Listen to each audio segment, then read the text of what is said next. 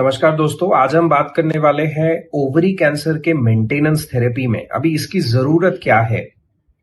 सबसे इंपॉर्टेंट चीज, जैसे मैंने पहले भी मेरे ओवरी कैंसर के वीडियोस में आपको बताया था, ओवरी कैंसर में सर्वाइवल बहुत अच्छा होता है। ये स्टेज 1 का कैंसर हो या स्टेज 4 का कैंसर हो, इसमें पेशेंट सालों तक सर्वाइव बहुत अच्छे से करता है।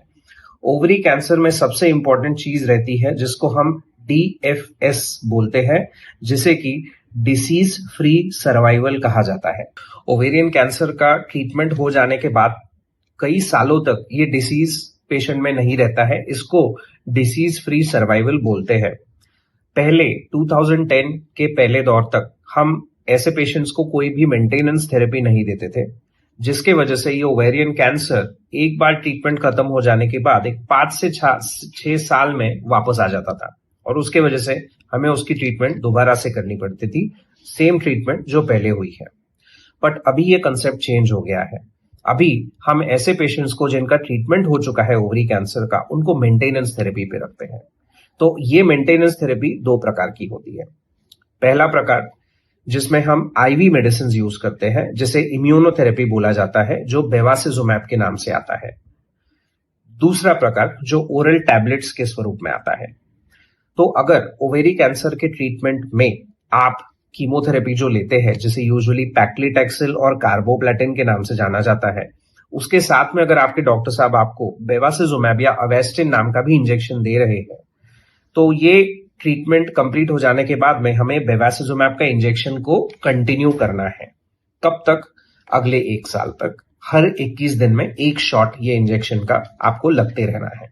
ये हो गया एक प्रकार। और दूसरे प्रकार की जो मेंटेनेंस थेरेपी है, उसमें हम इस बेवासिजुमैब के इंजेक्शन के साथ साथ एक ओलापैरिब या रूकापैरिब नाम की भी टैबलेट ऐड करते हैं। अब ये टैबलेट्स ऐड करने का क्या इंपॉर्टेंस है? तो क्लिनिकल ट्रायल्स में ऐसा देखा गया है कि जिन पेशेंट्स को हम ये टैबलेट और बेवासिजुमैब इंजेक्शन दोनों 1 साल तक कंटिन्यू रखते हैं, ऐसे मरीजों में ये कैंसर लौट के आने की जो संभावना है वो बहुत कम हो जाती है।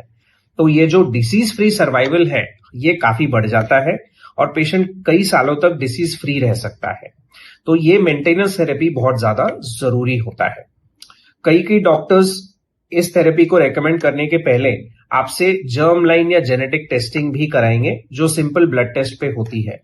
और ये टेस्टिंग भी बहुत इंपॉर्टेंट है, क्योंकि सिर्फ इसका इफेक्ट या फर्क आपको ही नहीं, तो आपके आने वाले जनरेशन्स को भी पड़ता है।